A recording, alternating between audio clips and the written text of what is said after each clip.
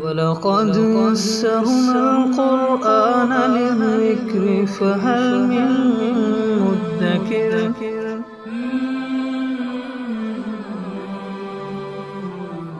سورہ آل عمران آیت نمبر 93۔ اعوذ باللہ من الشیطان الرجیم، بسم اللہ الرحمن الرحیم۔ کل طعام کان حلا لبنی اسرائیل الا ما حرم اسرائیل علی نفسہ من قبل ان تنزل التوراۃ قل فأتوا بالتوراۃ فاتلوها ان کنتم صادقین۔ کل طعام، ہر طرح کا کھانا جو مسلمانوں کے لیے حلال ہے، کان حلا لبنی اسرائیل، وہ بنی اسرائیل کے لیے بھی حلال تھا۔ الا ما حرم اسرائیل علی نفسہ، مگر وہ چیز جس کو اسرائیل یعنی حضرت یعقوب علیہ السلام نے اپنے اوپر حرام قرار دیا تھا تورات کے نازل ہونے سے پہلے۔ قل فأتوا بالتوراۃ، آپ کہیے کہ لے آؤ تورات اور اس کو تلاوت کرو اگر تم سچے ہو۔ یہ اصل میں یہود کا مسلمانوں پر ایک اعتراض تھا، اور وہ یہ تھا کہ اے مسلمانوں، آپ لوگ تو یہ کہتے ہو کہ ہم ملت ابراہیمی پر ہیں، حضرت ابراہیم علیہ السلام کے دین پر ہیں، تو حضرت ابراہیم علیہ السلام پر تو اونٹ کا گوشت حرام تھا، اور آپ لوگ تو اونٹ کا گوشت کھاتے ہو، تو پھر آپ لوگوں کا یہ دعویٰ کہ ہم ملت ابراہیمی پر ہیں وہ تو ٹوٹ جاتا ہے۔ تو اس کا جواب اللہ کریم نے اس آیت مبارکہ میں دیا ہے، جس کا خلاصہ یہ ہے کہ بنی اسرائیل کے اوپر جو اونٹ کا گوشت حرام تھا، اصل میں حضرت ابراہیم علیہ السلام پر اونٹ کا گوشت حرام نہیں تھا۔ حضرت ابراہیم علیہ السلام کے بعد حضرت ابراہیم علیہ السلام کے بیٹے حضرت اسحاق علیہ السلام اور ان کے پھر بیٹے حضرت یعقوب علیہ السلام۔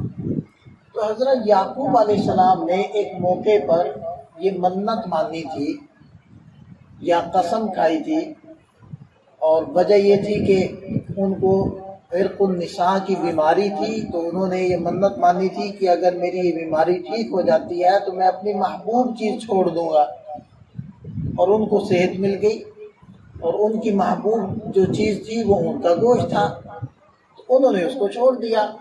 ان کی شریعت کے اندر کسی چیز کو اس انداز میں حرام قرار دے لینا یا اس کے لیے منت مان لینا، اس سے وہ چیز حرام ہو جاتی تھی، جبکہ ہماری شریعت کے اندر ایسا نہیں ہے کہ ہم اگر کسی چیز کے حرام ہونے کی قسم کھا لیں یا منت مان لیں تو وہ حرام نہیں ہوگی۔ حتیٰ کہ جب نبی پاک صلی اللہ علیہ وسلم نے شہد کو چھوڑنے کا ارادہ کیا تھا تو اللہ تعالیٰ نے ارشاد فرمایا تھا لِمَ تُحَرِّمُ مَا أَحَلَّ اللَّهُ لَكَ، آپ کیوں حرام قرار دیتے ہیں اس چیز کو جو ہم نے آپ کے لیے حلال کی۔ اور پھر آپ علیہ السلام کا بھی ارشاد ہے کہ اگر کوئی آدمی گناہ کی قسم کھا لے تو اس کو چاہیے کہ وہ قسم توڑے اور اس عمل کو جو اس نے قسم کھائی ہے اس کی مخالفت کرے، کیونکہ اس نے گناہ والی قسم کھائی ہے، جو چیز حلال تھی اس کو حرام قرار دیا ہے، اور اپنی قسم کا کفارہ دے۔ تو بہرحال حضرت یعقوب علیہ السلام نے جب یہ قسم کھا لی، یہ منت مان لی، تو ان کی شریعت کے مطابق اونٹ کا گوشت ان کے لیے ممنوع ہو گیا، اور یہ تورات کے نازل ہونے سے پہلے کا معاملہ ہے۔ تو حضرت یعقوب علیہ السلام نے جب یہ ایسا کیا تو یہ ان کا ذاتی فعل تھا، ان سے پہلے حضرت ابراہیم علیہ السلام نے یا ان کی شریعت کے اندر اونٹ کا گوشت حرام نہیں تھا، اور بعد میں پھر بنی اسرائیل کی اپنی شرارتوں کی وجہ سے جہاں اور بہت ساری چیزیں حرام ہوئی تھی تو اونٹ کا گوشت بھی ان کے اوپر حرام قرار دیا گیا تھا۔ تو بہرحال تورات کے اندر یہ بات نہیں تھی کہ حضرت ابراہیم علیہ السلام پر اونٹ کا گوشت حرام تھا، اس لیے اللہ تعالیٰ نے ارشاد فرمایا کہ قل فأتوا بالتوراۃ، آپ ان سے کہیے کہ تورات لاؤ اور اس کو تلاوت کرو اگر تم لوگ اپنے دعوے میں سچے ہو، اور ثابت کرو کہ حضرت ابراہیم علیہ السلام پر اونٹ کا گوشت حرام تھا۔ تو ایسا نہیں ہے، بلکہ حضرت یعقوب علیہ السلام کے ساتھ ایسا معاملہ ہوا تھا۔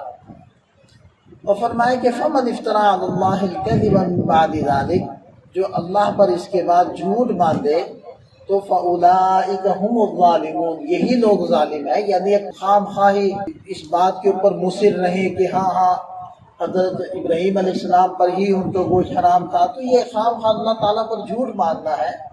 تو یہ ظالم نہ بنے، جھوٹ مت بولیں، حقیقت کی طرف آئے. قُلْ صَدَقَ اللَّهُ، آپ کہیے اللہ نے سچ فرمایا.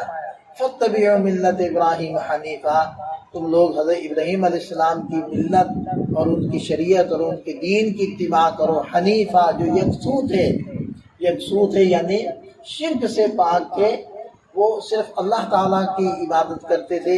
وَمَا كَانَ مِنَ الْمُشْرِكِينَ، اور شرک کرنے والوں میں سے نہیں تھے. اللہ تعالیٰ ہمیں سمجھ عطا فرمائے، عمل کی توفیق عطا. ان لوگوں نے ماننا تو تھا نہیں، ایسے خام خواہ اعتراضات کر کے پریشان کرتے تھے. یہود بے بہود، جنہوں نے ماننا تھا وہ مان گئے تھے، ان کو کوئی اعتراض نہیں تھا. جنہوں نے نہیں ماننا تھا وہ اعتراضات کا سہارا لیتے. تو مسئلہ یہی ہوتا ہے کہ جن لوگوں نے نہیں ماننا ہوتا تو وہ اپنی جان چھڑانے کے لیے خام خواہ اعتراضات گھڑتے ہیں اور پھر وہ اعتراضات کرتے ہیں، گویا کہ وہ اپنے آپ کو تسلی دے رہے ہوتے ہیں کہ اصل میں تو اس مذہب میں یہ کمی ہے، یہ کمزوری ہے، اس لیے ہم ایمان نہیں لا رہے. تو محض اپنے آپ کو تسلیاں، طفل تسلیاں دینے کا تو کوئی فائدہ نہیں ہے جبکہ ان چیزوں کا حقیقت سے کوئی تعلق نہ ہو.